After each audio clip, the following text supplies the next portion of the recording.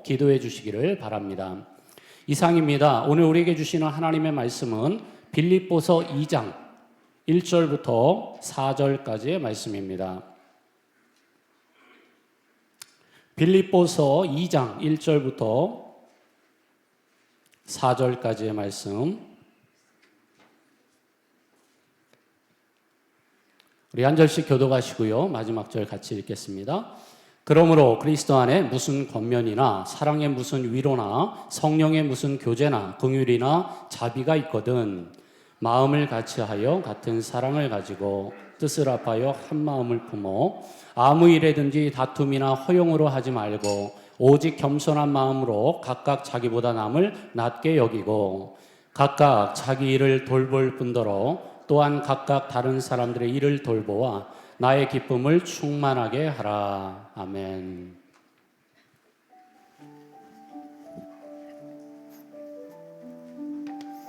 할렐루야. 오늘 주 예수 그리스도의 은총이 이 7월 첫째 주 주일 예배 오신 우리 성도님들에게 가득 넘쳐나시길 간절히 축원합니다. 주님의 이름으로 여러분들 모두를 환영합니다. 우리 반가운 분들이 좀 계셔서 먼저 소개하고요. 우리 성도에게 이제 나눌까요? 백이호 장로님 우리 큰아드님 가정, 우리 자녀들과 같이 우리 배성민 형제님과 배현승 자매님과 함께 우리 자녀들 같이 오셨는데 한번 일어나시면 큰 박수로 우리 환영하겠습니다. 예, 주의 이름으로 환영합니다. 네. 백이호 장로님 어제 그 팔순잔치가 있어서 멀리서 이렇게 자녀들이 오셨네요. 네, 감사합니다. 좋은 귀한 교제의 시간이 되시길 바랍니다. 우리 앞뒤 좌우에 계신 분들과 성도의 교제 나누실 때 서로를 향해서 한번 축복의 인사 해주시면 감사하겠습니다. 주님의 이름으로 환영합니다.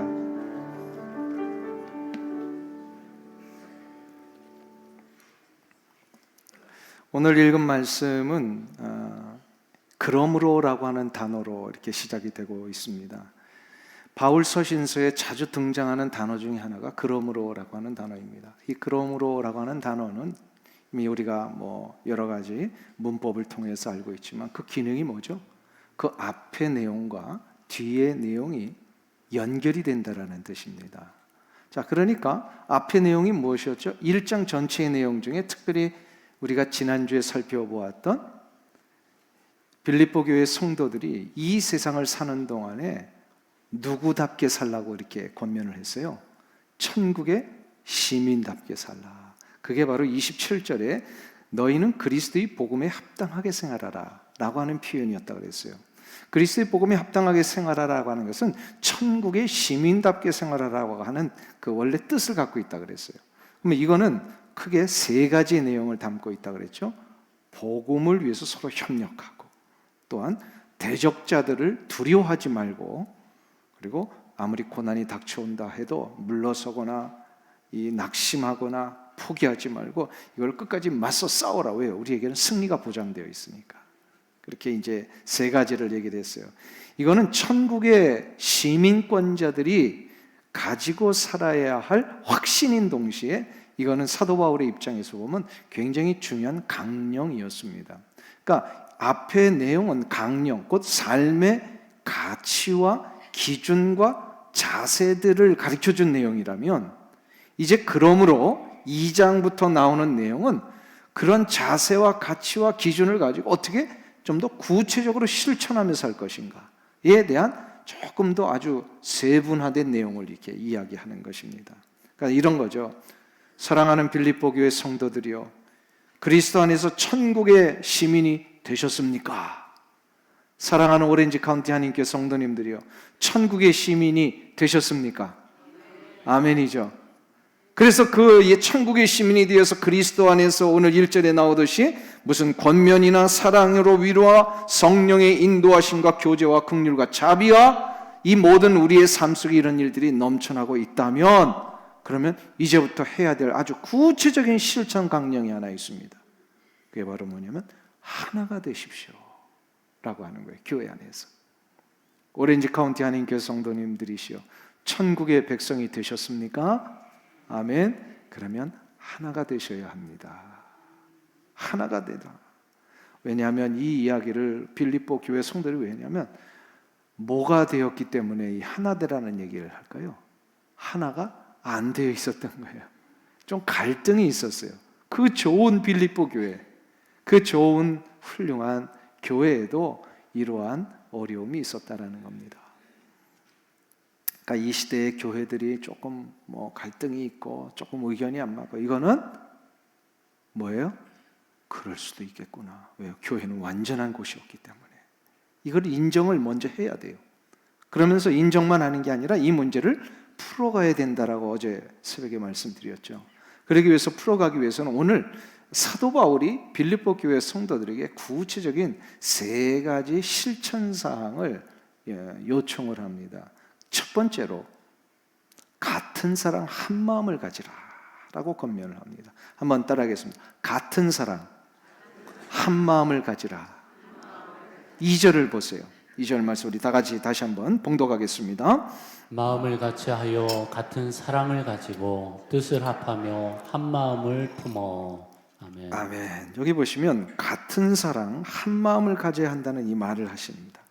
이 말은 뭐냐면, 같은 사랑 한 마음을 품으려면 어떻게 될까요?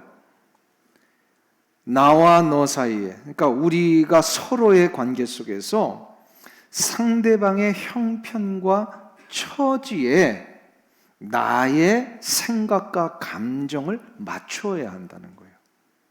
이게 영어에 아주 중요한 단어가 하나 나오죠. 그게 바로 뭐냐면 understanding이라는 단어. 그 understanding이라는 단어에 이거를 분석을 해보면 어떤 의미로 합쳐진 거예요? 바로 상대방 밑에 under, 상대방 밑에 stand 하는 거예요. 마찬가지로 그 사람의 입장에서 내가 서봐야 된다라는 거예요. 같은 사랑과 한 마음을 갖기 위해서는. 자, 그러면 같은 사랑과 같은 마음을 가지면서 서로 사랑을 나누기 위해서는요, 그 사람의 형편에 서봐야 하는데, 같은 사랑을 해야 된다라는 거예요. 같은 사랑을 한다는 게 무슨 뜻일까요? 사랑의 대상이 같아야 된다라는 겁니다. 우리 그리스도 안에서 모든 성도들이 사랑의 대상은 누구입니까? 제일 먼저 옆에 있는 사람을 사랑하기 전에 우리가 먼저 무슨 사랑을 할 수 있어야만 돼요? 그리스도에 대한 사랑을 할 수 있어야 돼요. 이게 이제 세상과 다른 점이에요. 세상은 그냥 저 사람과 나 사이에 사랑만 있으면 되는데, 교회 공동체, 영적인 공동체는 그 사랑 이전에 먼저 우리가 해결하고 가야 될 사랑의 역사가 있는데, 바로 하나님과 나 사이에, 또 우리를 위하여 십자가에 달려 돌아가신 예수 그리스도를 사랑하는 이것이 먼저 돼야 된다는 거예요. 제가 결혼식 주례를 가끔 할 때면 신랑과 신부에게 그 주례의 설교 속에서 꼭 부탁하는 게 하나 있습니다. 결혼 전에는 두 사람이 서로만을 바라보며 사랑했다면, 결혼 후에는 두 사람이 이제 함께 예수님을 바라보며 사랑해야 됩니다. 이거를 제가 늘 부탁을 해요. 왜냐하면 보세요. 결혼 후에 그 연애 때 가졌던 감정도 식고, 또 이제 서로가 익숙해지다 보면은 굉장히 이제 이 사랑의 감정이 좀 변하죠. 그래서 두 사람만 바라보면서 서로가 사랑을 하게 되면, 예를 들어서 상대가 변하고 그 관계가 흔들릴 때 그 사랑 역시도 흔들리게 되어 있습니다. 그러나 두 사람이 한 분 예수 그리스도를 함께 바라보면서 그 예수님에 대한 사랑을 서로가 붙들며 나갈 때, 부부는 변해도 예수님은 변하신다, 변하시지 않는다? 안 변하십니다. 그렇기 때문에 두 사람의 사랑은 두 사람만 있을 땐 변할 수 있지만, 이 두 사람이 함께 예수님을 바라보면 그 사랑은 흔들리지 않게 되어 있어요. 이게 그리스도인의 사랑의 아주 중요한 능력입니다. 세상의 사랑은 흔들리고 변해도 그리스도 공동체 안에 있는 사랑은 흔들리지 않을 수 있는 이유가 뭐냐면, 그 중심에 예수 그리스도가 계시기 때문에 그래요.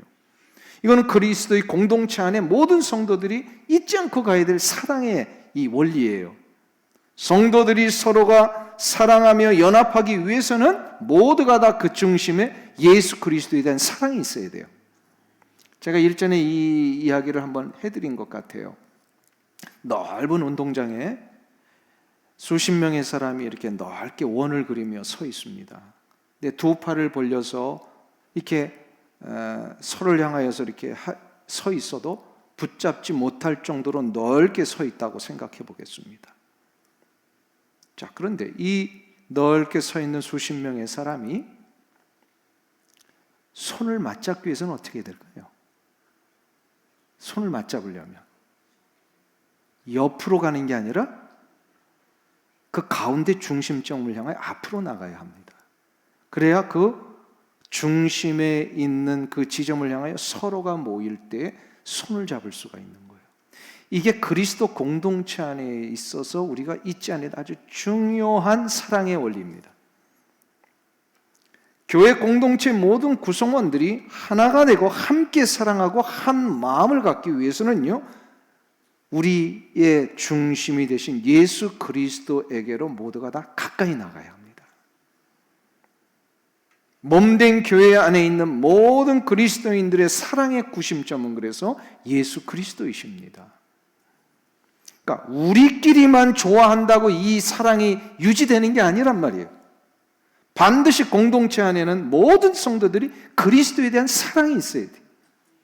그래야 그 사랑이 흔들리지 않는 거예요.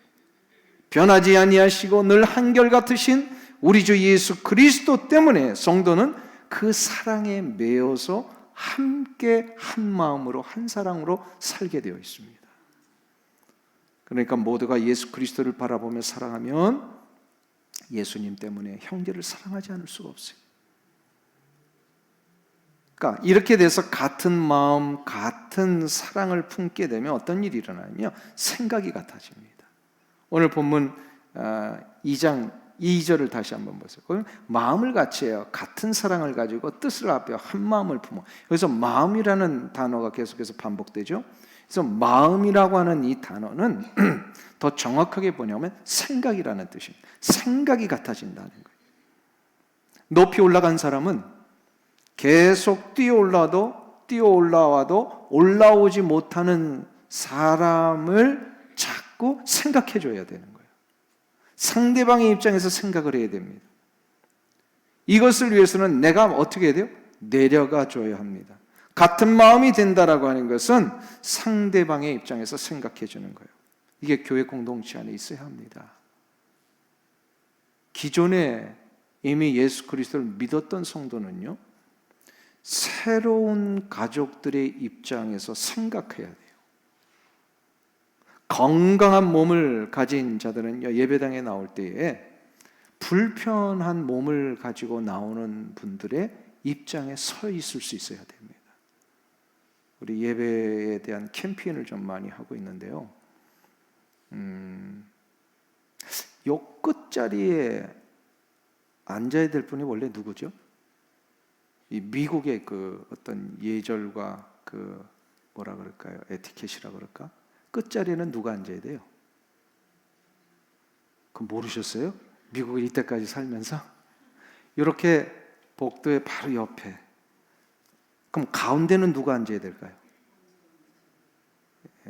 두 가지 카테고리가 있는데 먼저 온 사람이나 몸이 건강한 사람이에요. 끝에 앉는 거는 누가 앉는 거예요? 불편한 분들이 앉는 거예요. 자, 그러니까 앞으로는 저는요, 끝에 앉으신 분들은 앞으로 내가 몸이 오늘 좀 불편하시구나. 그러니까 이게 상대방의 입장에서 서보지 않으면요, 그걸 지킬 수가 없는 거예요. 건강하니까 조금 더 내가 걸어서 가운데 앉고, 좀 불편하신 분을 위해서는 어떻게 하는 거예요?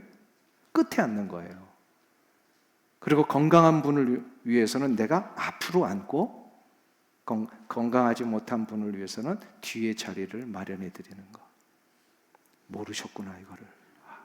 그 예배 캠페인 이거 진짜 수년 동안 하고 있잖아요.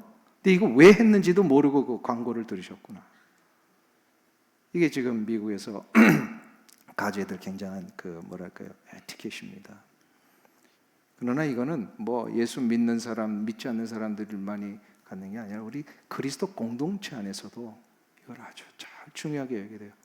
먼저 된 자는 나중 된 자의 입장에서 한번 생각을 해보고, 먼저 믿은 자는 새롭게 이 교회 공동체 안에 온 사람들의 입장에서 생각을 해보고, 1세대들은 2세대들의 입장에서 생각을 자꾸 할 수 있어야 돼요.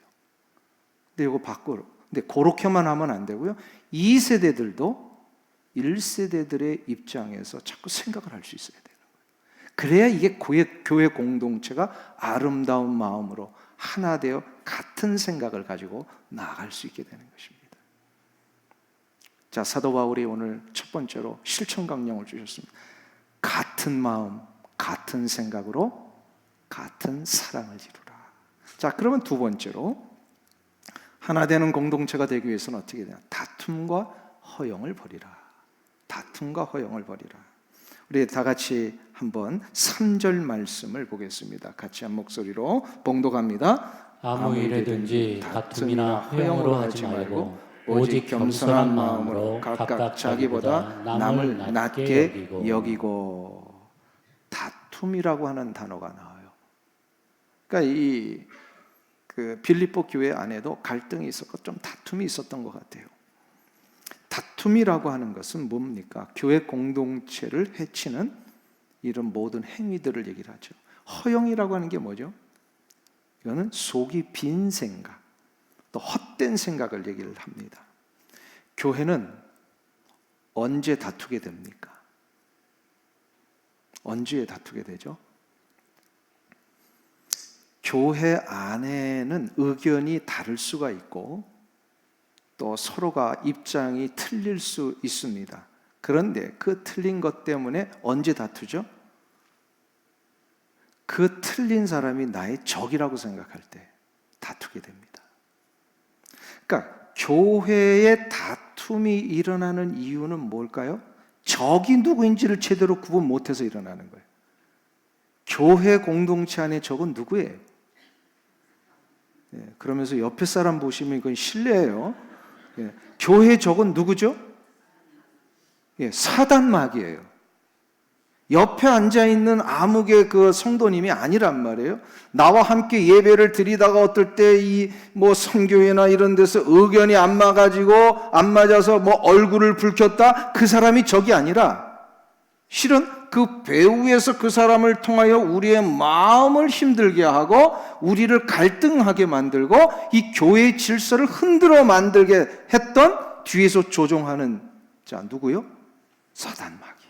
사단마귀가 적이란 말이에요.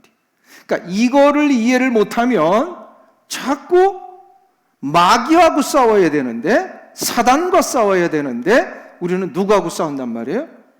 그 조종받았던 그 대상자와 자꾸 싸움을 하려고 한다 이 말이죠. 그렇기 때문에 우리는 분명히 영적 분별력을 가져야 돼요. 예를 들어서 어떤 한 심령이 뭐 좀 잘못을 했다, 그것 가지고 싸움했다. 그러면 그 이름 어떤 잘못을 벌이는 거예요? 그 영혼을 위하여 십자가에 달려 돌아가신 우리 주 예수 그리스도의 십자가의 사역을 욕되게 하는 거란 말이에요. 그렇기 때문에 우리는 늘 조심을 해야 됩니다. 사단은 교회가 안에서 서로 다투기를 바라고 있습니다. 그러니까 사탄 좋아하는 일을 하실래요? 우리 예수님 좋아하는 일을 하실래요? 당연하죠. 이거는 뭐 중세 시대에 이런 일이 있었습니다. 중세의 이 사제가 세례식을 베풀기 위해서 물을 이제 이 제단에 떠놓고 아마 사제들은 그 물을 세례식 할 때 축복을 하는 그런 시간이 있는가 봐요. 축복을 했습니다. 그렇게 하면 이 가톨릭에서는 그 물을 거룩한 물로 변한다라고 얘기를 합니다. 그러니까 성수가 됩니다. 그래서 세례식을 베풀기 전에 물을 떠다 놓고 이렇게 축복 기도를 하니까 이제 거룩한 물이 되었어요. 그런데 기도가 끝나고 보니까 그 물에 파리가 하나 빠져버렸어요. 파리가. 자, 그러면 여기서 이제 이게 갈등이 일어나는 겁니다. 거룩한 예식을 행하는 물에 파리가 빠졌으면 이 거룩한 물이 오염된 겁니까? 아니면 파리가 거룩해진 겁니까? 어떻게 생각하세요?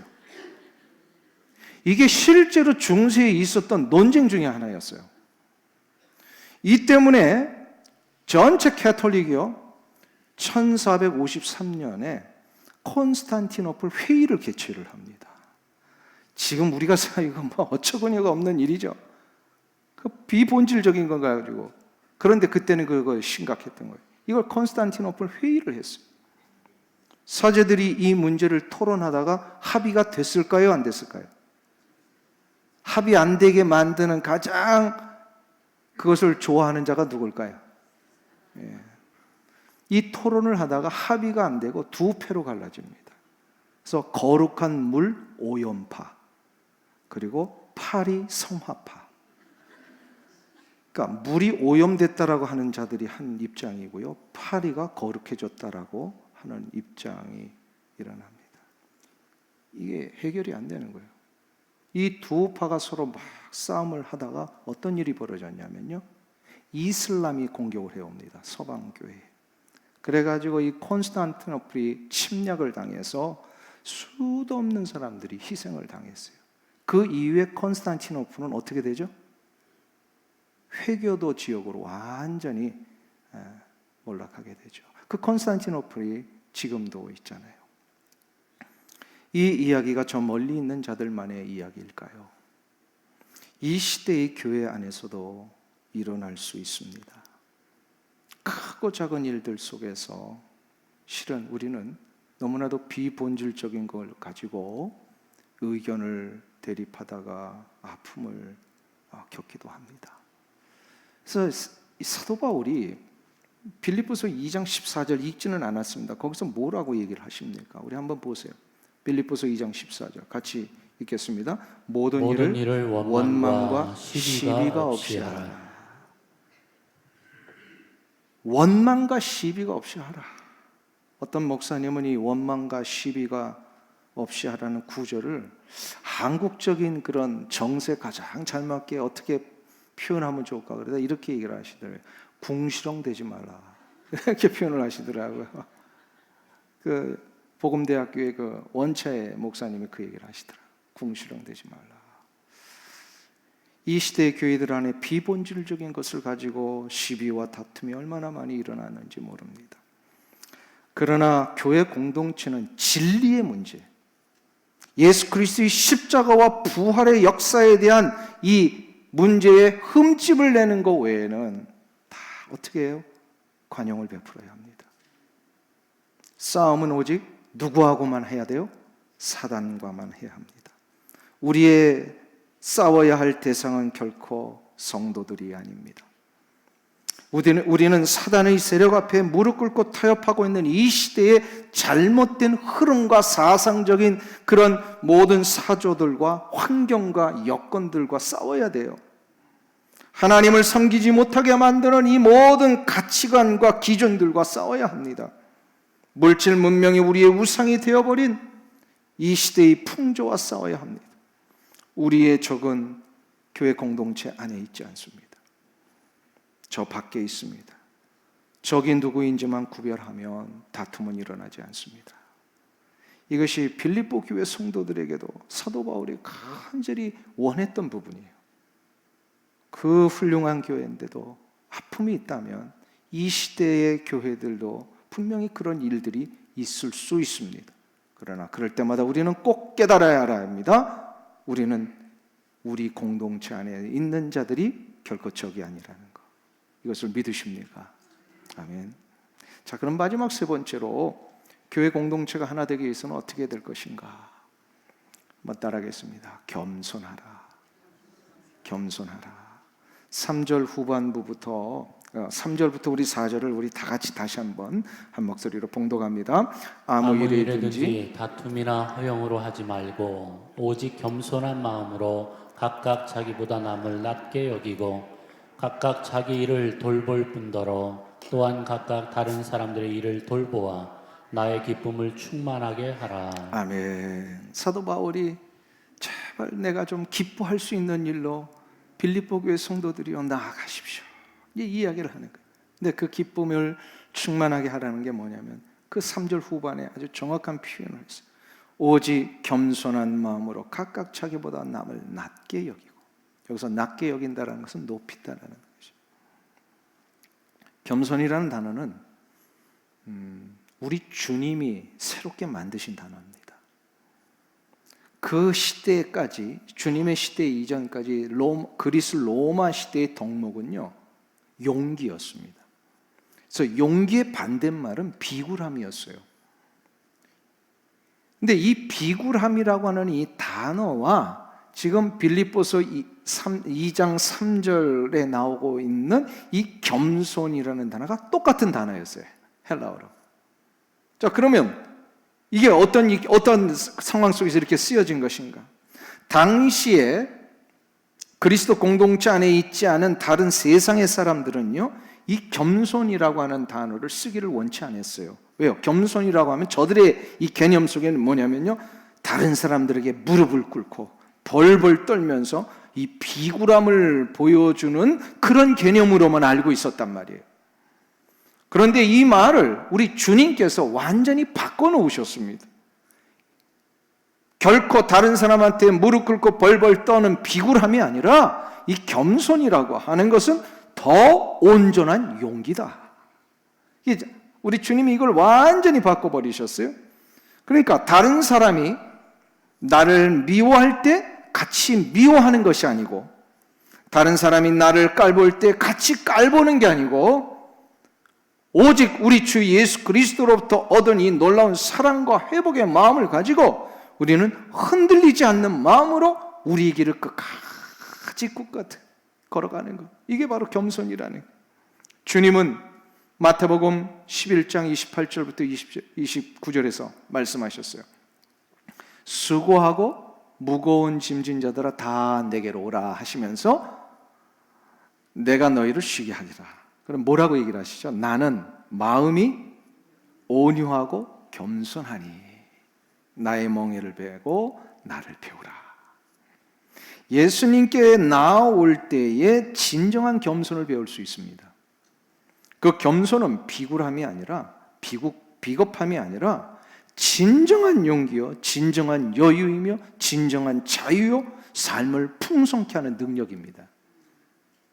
그러니까 겸손은 더 이상 비굴함이 아닙니다. 겸손이라고 하는 것은요, 더 큰 용기를 갖는 거예요. 더 큰 용기가 있어야 겸손해질 수가 있어요. 그리고 이 겸손하면 자유함을 누리게 되고 풍성한 생명의 역사를 얻게 됩니다.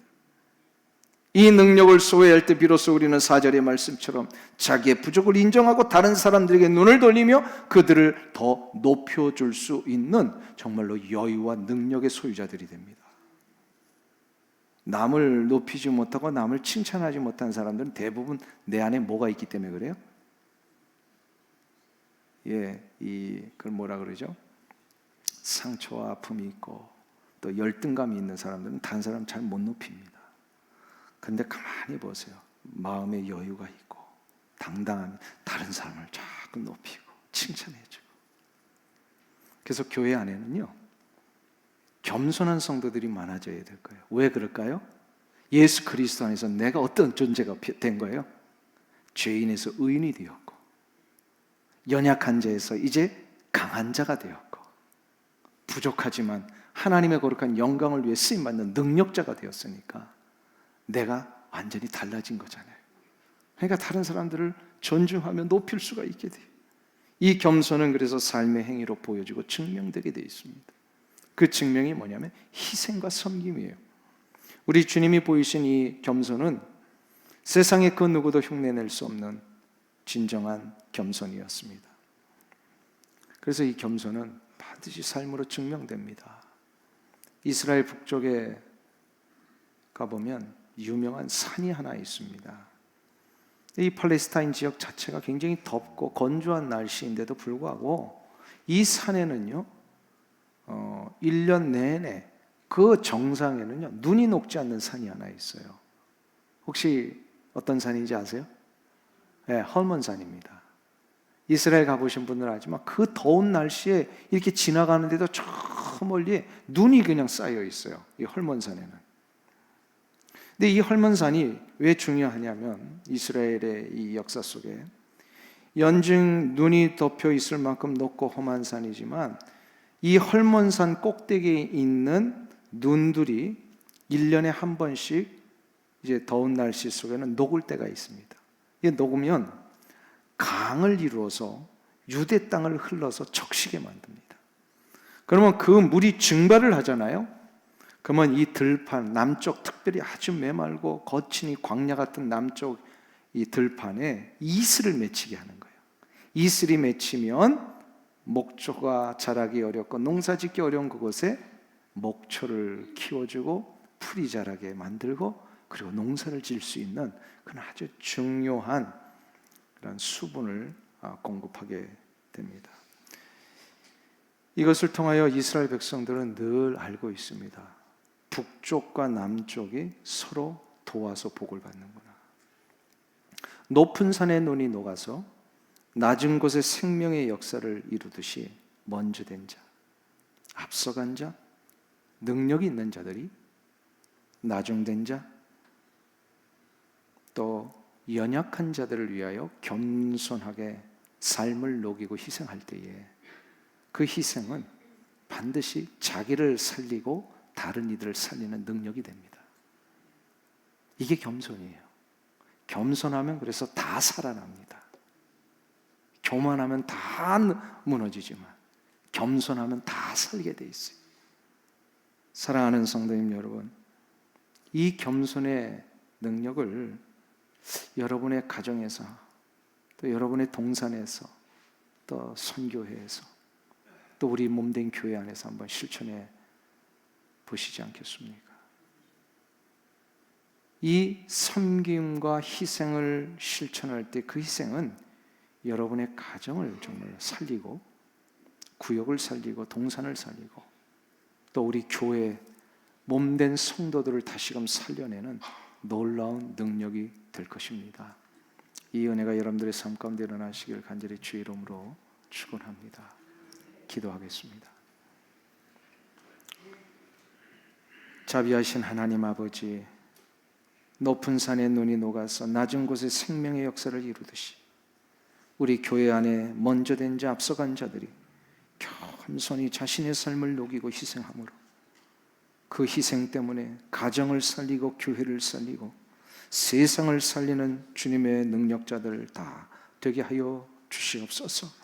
하나님, 결코 이 공동체는 세상의 조직이나 인간들의 모임이 아니라 우리 주 예수 그리스도 안에서 거듭나 하나님의 자녀들이 된 영적인 공동체임을 믿사오니 이것을 위하여 날마다 눈물로 기도하며 섬기며 나가는 우리 교회 성도들 다 되게 하셔서 하나 되어 같은 사랑으로 한 마음으로 오직 하나님의 영광을 위해 나아갈 수 있는, 그리하여 이 세상을 변화시키고 많은 세상 사람들에게 선한 영향력을 끼칠 수 있는 우리 성도들이 다 되게 하여 주시옵소서. 예수님의 이름으로 기도하옵나이다. 아멘.